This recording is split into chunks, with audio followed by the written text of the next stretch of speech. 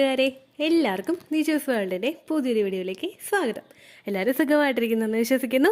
ഞങ്ങളിവിടെ സുഖമായിട്ടിരിക്കുകയാണ്. അപ്പോൾ എല്ലാവരും സന്തോഷത്തോടെയും ആരോഗ്യത്തോടെയും ഒക്കെ ഇരിക്കുക കേട്ടോ.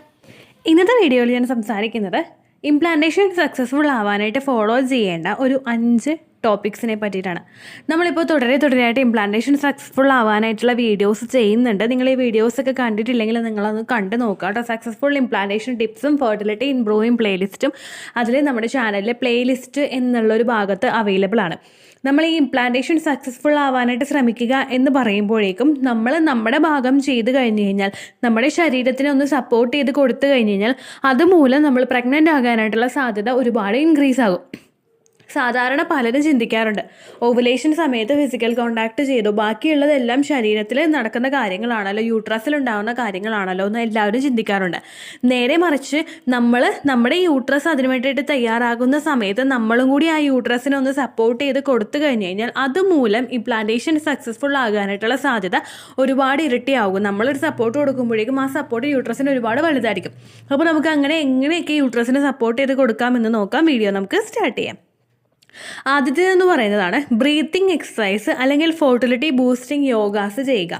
ബ്രീത്തിങ് എക്സസൈസ് എന്ന് പറയുമ്പോഴേക്കും നിങ്ങളെല്ലാവരും പ്രാണായാമ യോഗാനെ പറ്റി കേട്ടിട്ടുണ്ടാവുമല്ലോ. പ്രാണായാമം എന്ന് പറയുമ്പോഴേക്കും നമ്മൾ കൈ വെച്ചിട്ട് നമ്മുടെ മൂക്കിൻ്റെ ഒരു ഭാഗം അടച്ചു പിടിച്ചിട്ട് അടുത്തൊരു മൂക്കിൻ്റെ സൈഡ് വെച്ചിട്ട് നമ്മൾ ഉള്ളിലോട്ട് ശ്വാസം നല്ലതുപോലെ വലിക്കുക. നമ്മളങ്ങനെ നല്ലതുപോലെ അങ്ങോട്ട് ഇൻഹെയിൽ ചെയ്യുക. ബ്രീത്ത് ഇൻ നല്ലതുപോലെ ഒരു സ്ലോലി ഒരു പ്രോസസ്സായിട്ട് ബ്രീത്ത് ഇൻ ചെയ്യുക, അതുപോലെ തന്നെ ബ്രീത്ത് ഔട്ടും ചെയ്യുക. നമ്മൾ നോർമലി ബ്രീത്ത് എടുക്കുന്നത് ജസ്റ്റ് നമ്മളിപ്പോൾ വർത്തമാനം പറയുമ്പോഴൊക്കെ ബ്രീത്ത് എടുക്കുന്നുണ്ടല്ലോ, നോർമലി നമ്മളൊരു സ്ലോ ആയിട്ടുള്ള ഒരു പ്രോസസ്സിലാണ് നമ്മൾ ബ്രീത്ത് എടുക്കുന്നത്. പക്ഷേ നിങ്ങൾ ഈ ഒരു സമയത്ത് ബ്രീത്തിങ് എക്സസൈസ് ചെയ്യുന്ന സമയത്ത് നമ്മൾ ബ്രീത്ത് എടുക്കുന്നത് വളരെ സ്ലോയിലായിരിക്കും. നമ്മൾ അങ്ങനെ സ്ലോയിൽ എടുക്കുമ്പോഴേക്കും മാക്സിമം എമൗണ്ട് ഓഫ് ഓക്സിജൻ നമ്മുടെ ശരീരത്തിലോട്ട് അങ്ങോട്ട് കടക്കും. അതുപോലെ തന്നെ നമ്മൾ അങ്ങോട്ട് എക്സിറ്റ് അങ്ങോട്ട് ചെയ്യുമ്പോഴേക്കും അതുപോലെ തന്നെ കാർബൺ ഡൈ ഓക്സൈഡും പുറത്തേക്ക് പോകും.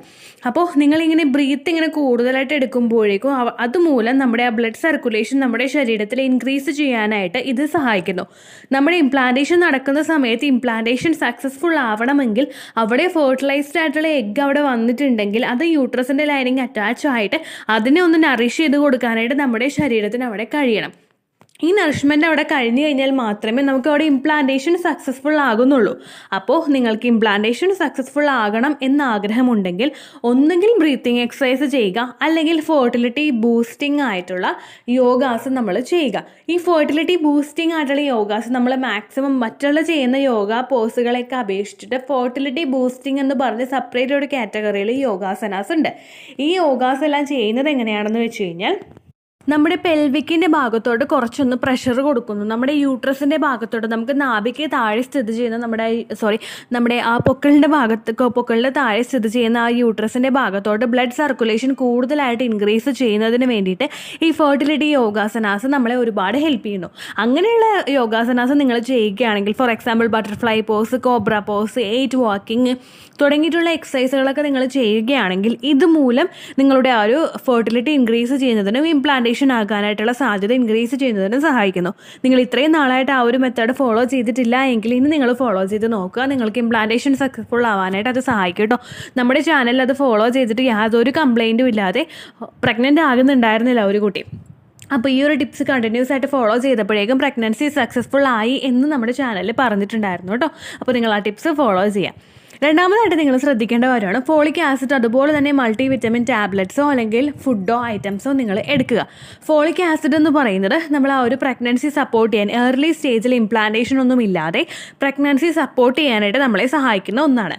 ഏറ്റവും കൂടുതൽ ഫസ്റ്റ് ട്രൈമസ്റ്ററിലാണ് കുഞ്ഞിൻ്റെ ഗ്രോത്ത് നടന്നു വരുന്നത്. ഈ ഫസ്റ്റ് ട്രൈമസ്റ്ററിൽ തന്നെയാണ് മിസ്കാരേജ് ഏറ്റവും കൂടുതൽ ഉണ്ടാകാനായിട്ട് സാധ്യതയും ഉണ്ടാകുന്നത്. അപ്പോൾ നമ്മുടെ ശരീരത്തിലെ കുഞ്ഞിൻ്റെ ഗ്രോത്തിന് വേണ്ടുന്നതായിട്ടുള്ള ഫോളിക് ആസിഡോ മൾട്ടി വിറ്റമിൻസോ കാൽസ്യമോ അയേണോ ഒന്നും തന്നെ ഇല്ല എങ്കിൽ അതുമൂലം നമുക്ക് ഏർലി സ്റ്റേജിൽ തന്നെ മിസ്കാരേജ് ഉണ്ടാകും. നമ്മൾ പോലും അറിയുന്നതിന് മുൻപ് തന്നെ നമുക്ക് കെമിക്കൽ പ്രഗ്നൻസി ഉണ്ടാകാനായിട്ടുള്ള സാധ്യതയും വളരെയധികം കൂടുതലാണ്. ഇത് ഒഴിവാക്കാൻ വേണ്ടിയിട്ട് നിങ്ങൾ പ്രഗ്നൻസി ട്രൈ ചെയ്യുന്നുണ്ടെങ്കിൽ ആ ഒരു സമയം മുതൽ തന്നെ ഫോളിക് ആസിഡിൻ്റെ മെഡിസിനോ അതല്ലെങ്കിൽ മൾട്ടി വിറ്റമിൻ ടാബ്ലറ്റ്സോ നിങ്ങൾ എടുക്കാനായിട്ട് ശ്രദ്ധിക്കുക. ഇനി ഇത് നിങ്ങൾക്ക് മൾട്ടി വിറ്റമിൻ ടാബ്ലറ്റ്സും അതുപോലെ ഫോളിക് ആസിഡ് നിങ്ങൾക്ക് എടുക്കാനായിട്ട് താല്പര്യമില്ല എങ്കിൽ നിങ്ങൾ ഒരു ദിവസം ഒരു പച്ചക്കറി, അതുപോലെ തന്നെ ഒരു ഫ്രൂട്ട്, നട്ട്സ്, എഗ്ഗ്, മുട്ട, എഗ്ഗ്, പാല് അങ്ങനെയുള്ള എന്തെങ്കിലും നിങ്ങൾ എടുക്കുക കേട്ടോ. ഇതെല്ലാം നിങ്ങൾ ഫെർട്ടിലിറ്റി ഇൻക്രീസ് ചെയ്യാനായിട്ട് ഒരുപാട് സഹായിക്കും. മൂന്നാമതായിട്ട് നമ്മൾ ചെയ്യേണ്ട കാര്യമാണ് സീഡ് സൈക്ലിംഗ് നിങ്ങൾ ചെയ്യുക. ഈ സീഡ് സൈക്ലിംഗ് എന്ന് പറയുമ്പോൾ നമ്മൾ 4 ടൈപ്പ് സീഡ്സ് ഉപയോഗിച്ചിട്ട് നമ്മുടെ ഒരു ഹോർമോൺ ബാലൻസ് ഒന്ന് കറക്റ്റ് ആക്കി കൊണ്ടുപോവുകയാണ് ചെയ്യാറ്. നമ്മുടെ മെൻസ്ട്രൽ സൈക്കിളിനെ 2ആയിട്ട് ഡിവൈഡ് ചെയ്ത് കഴിഞ്ഞാൽ ആദ്യത്തെ സ്റ്റേജ് മുതൽ നമ്മുടെ ഓവുലേഷൻ നടക്കുന്ന സമയം വരെ നമ്മൾ ഉപയോഗിക്കുന്നത് ഫ്ലാക്സ് സീഡും അതുപോലെ പംകിൻ സീഡുമാണ്. അത് കഴിഞ്ഞിട്ട് നമ്മൾ സൺഫ്ലവർ സീഡും സെസമി സീഡുമാണ് ഉപയോഗിക്കുന്നത്. ഈ സീഡ് സൈക്ലിംഗ് നിങ്ങൾ ചെയ്യുന്നത് നിങ്ങൾ ആ ഒരു ഹോർമോൺ ബാലൻസ് കറക്റ്റായിട്ട് കൊണ്ടുപോകുന്നതിന് സഹായിക്കുന്നു. ഫസ്റ്റത്തെ സ്റ്റേജിൽ നമ്മളിത് ചെയ്യുമ്പോഴേക്കും ഇതുമൂലം നമ്മുടെ ആ ഒരു ഓവുലേഷൻ നടക്കാനും നല്ല എഗ്ഗ് ഗ്രോ ആകാനായിട്ടും ഇത് സഹായിക്കുന്നു. ഈസ്ട്രോജൻ ബാലൻസ് കൃത്യമായിട്ട് ഇത് മെയിൻറ്റെയിൻ ചെയ്തുകൊണ്ട് പോകുന്നു. അടുത്ത സ്റ്റേജിൽ നമ്മുടെ ഈ ലൂട്ടിയൽ ഫേസിലോട്ട് നമ്മൾ കടന്നു കഴിഞ്ഞ് കഴിഞ്ഞാൽ ആ ഒരു സമയത്ത് നിങ്ങൾക്ക് വേണ്ടുന്നത് നമ്മുടെ പ്രൊജസ്ട്രോൺ ഹോർമോൺ ആണ്. ഈ പ്രൊജസ്ട്രോൺ ഹോർമോൺ നിങ്ങളുടെ ശരീരത്തിൽ കൃത്യമായിട്ടുള്ള അളവിലില്ല എങ്കിൽ നിങ്ങൾക്ക് ഉറപ്പായിട്ടും മിസ്കാരേജ് ഉണ്ടാകും, ബ്ലീഡിങ്ങും ഉണ്ടാകും. അപ്പോൾ ഇത് ഒഴിവാക്കാൻ വേണ്ടിയിട്ട് നിങ്ങൾ സീഡ് സൈക്ലിംഗ് ചെയ്യാനായിട്ട് ശ്രദ്ധിക്കുക കേട്ടോ. സീഡ് സൈക്ലിങ്ങിൽ 2ാമത്തെ കാറ്റഗറിയിൽ വരുമ്പോഴേക്കും സൺഫ്ലവർ സീഡും സെസമി സീഡുമാണ് വരാറ്. ഇനി അടുത്തതായിട്ട് നിങ്ങൾ ശ്രദ്ധിക്കേണ്ട കാര്യം നട്ട്സ് കഴിക്കാനായിട്ട് ശ്രദ്ധിക്കുക. നട്ട്സിനെ പറ്റിയിട്ട് ഞാൻ സെപ്പറേറ്റ് ഒരു കാറ്റഗറിയിൽ ഏതെല്ലാം നട്ട്സ് നിങ്ങൾ ഉപയോഗിക്കണം എന്നതിനെ പറ്റിയിട്ട് വീഡിയോസ് ചെയ്തിട്ടുണ്ട്. നിങ്ങൾ കണ്ടിട്ടില്ലെങ്കിൽ അതൊന്ന് കണ്ടു നോക്കുക. അതിൻ്റെ ലിങ്ക് ഞാൻ കൊടുത്തേക്കാം കേട്ടോ. അതല്ലെങ്കിൽ ദീച്ചൂസ് വേൾഡ് എന്ന് ടൈപ്പ് ചെയ്തതിന് ശേഷം നട്ട്സ് എന്ന് അടിച്ചു കൊടുത്തു കഴിഞ്ഞാൽ നിങ്ങൾക്ക് ആ വീഡിയോ ലഭിക്കുന്നതായിരിക്കും. ആ വീഡിയോ നിങ്ങൾ കണ്ടു നോക്കുക. നിങ്ങൾ ഒരുപാട് നട്ട്സ് കഴിക്കുന്നത് മൂലം, for example pista, cashew nut, walnut, Brazil nut, ഇതെല്ലാം നിങ്ങൾ കഴിക്കുന്നതോടൊപ്പം തന്നെ നിങ്ങളുടെ ഫെർട്ടിലിറ്റി അതിനനുസരിച്ച് തന്നെ ഇത് ഇൻക്രീസ് ചെയ്യിക്കുന്നു. പിസ്ത കഴിക്കുന്നതും അതുപോലെ വാൾനട്ട് കഴിക്കുന്നതും ആൽമണ്ട് കഴിക്കുന്നതും എല്ലാം നമ്മുടെ ശരീരത്തിലൊരു പാക്ക് ഓഫ് വിറ്റമിൻസ് ആണ് നമുക്ക് തരുന്നത്. ഒരുപാട് ബണ്ടിൽ ഓഫ് വിറ്റമിൻസ് ആണ് നമുക്കത് കഴിക്കുമ്പോഴേക്കും കിട്ടുന്നത്. അപ്പോൾ ആ ബെനിഫിറ്റൊക്കെ നമുക്ക് കൂടുതലായി വന്നു കഴിഞ്ഞ് കഴിഞ്ഞാൽ നമുക്ക് ഒരു മിസ്കാരേജും ഉണ്ടാകാതെ ഏർലി സ്റ്റേജിൽ ഉടനെ തന്നെ ഇംപ്ലാന്റേഷൻ സക്സസ്ഫുൾ ആവാനായിട്ട് അത് സഹായിക്കുന്നു. 5ാമതായിട്ട് നിങ്ങൾ ശ്രദ്ധിക്കേണ്ട കാര്യമാണ് സ്ട്രെസ് ഒന്നുമില്ലാതെ ഹാപ്പി ആയിട്ടിരിക്കാനായിട്ട് ശ്രദ്ധിക്കുക. സ്ട്രെസ്സിനെ പറ്റി കൂടുതലായിട്ട് ഞാൻ പറയുന്നില്ല, ഒരുപാട് വീഡിയോസിൽ ഞാൻ അതിനെപ്പറ്റി സംസാരിച്ചിട്ടുണ്ട് കേട്ടോ. അപ്പോൾ നിങ്ങൾ മാക്സിമം ഹാപ്പി ആയിട്ടിരിക്കാനായിട്ട് ശ്രദ്ധിക്കുക. നിങ്ങൾ എത്രത്തോളം ടെൻഷൻ അടിക്കുന്നോ അത്രത്തോളം നിങ്ങളുടെ ഇംപ്ലാന്റേഷൻ ഫെയിൽ ആകും എന്ന് മാത്രം നിങ്ങൾ ചിന്തിക്കുക. അപ്പോൾ ഇത്രയേ ഉള്ളൂ വീഡിയോ. എന്തെങ്കിലും സംശയം ഉണ്ടെങ്കിൽ നിങ്ങൾ കമൻസിൽ ചോദിക്കുക. പണ്ടത്തെ വീഡിയോയ്ക്ക് കമൻസ് ഇടുന്നവർക്ക് റിപ്ലൈ കിട്ടുന്നില്ലെങ്കിലോ, നമ്മൾ തമ്മിൽ ഓൾറെഡി ഒരു കോൺവെർസേഷൻ ഉണ്ടായിട്ടും അതിൻ്റെ കണ്ടിന്യൂഷൻ ആയിട്ട് നിങ്ങൾക്ക് റിപ്ലൈ കിട്ടിയിട്ടില്ലെങ്കിലോ, ലേറ്റസ്റ്റ് ആയിട്ട് ഞാൻ ഏത് വീഡിയോ ആണ് അപ്ലോഡ് ചെയ്യുന്നത് അതിന് താഴെ കമൻറ്റ് ഒന്ന് കോപ്പി പേസ്റ്റ് ചെയ്യാനായിട്ട് ശ്രദ്ധിക്കുക കേട്ടോ. അതുപോലെ ഓവുലേഷൻ ഡേറ്റ് കാൽക്കുലേറ്റ് ചെയ്ത് തരാനായിട്ട് റിക്വസ്റ്റ് ചെയ്യുന്നവർ എത്രയാണോ നിങ്ങളുടെ കൃത്യം സൈക്കിൾ ലെങ്ത് അത് മെൻഷൻ ചെയ്യാനായിട്ട് ശ്രദ്ധിക്കുക. സൈക്കിൾ ലെങ്ത് എന്നതുകൊണ്ട് ഉദ്ദേശിച്ചത് ഓരോ മാസവും എത്ര ദിവസം കൂടുമ്പോഴാണോ ബ്ലീഡിങ് വരുന്നത് അതിനെയാണ് കേട്ടോ ഉദ്ദേശിച്ചത്. അതായത് ജനുവരിയിൽ നിങ്ങൾക്ക് ഒരു 1-ാം തീയതിയാണ് ബ്ലീഡിങ് വന്നതെങ്കിൽ, ഫെബ്രുവരിയിൽ നിങ്ങൾക്ക് 2-ാം തീയതിയാണ് ബ്ലീഡിങ് വരുന്നതെങ്കിൽ, ജനുവരി 1-നെ ഡേ 1 ആയിട്ടെടുത്ത് ഫെബ്രുവരി 2 വരെ എത്ര ദിവസമുണ്ടോ അത് എണ്ണി പറയുന്നതാണ് സൈക്കിൾ ലെങ്ത് എന്നതുകൊണ്ട് ഉദ്ദേശിച്ചത് കേട്ടോ. ബ്ലീഡിങ് നടന്ന ദിവസം നിങ്ങൾ എടുത്താൽ മതിയാകും. സ്പോട്ടിങ് നടന്ന ദിവസം, അതായത് ചെറുതായിട്ടുള്ള ബ്രൗൺ ഡിസ്ചാർജോ ബ്രൗൺ കളറുള്ള സ്പോട്ടിങ്ങോ വന്ന ദിവസം നിങ്ങൾ എടുക്കേണ്ട ആവശ്യം ഇല്ല കേട്ടോ.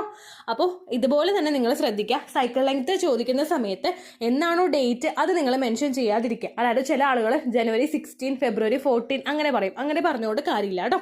അപ്പോൾ ഇത്രയേ ഉള്ളൂ വീഡിയോ. അടുത്തൊരു യൂസ്ഫുൾ വീഡിയോ ആയിട്ട് നമുക്ക് വീണ്ടും കാണാം. ബൈ.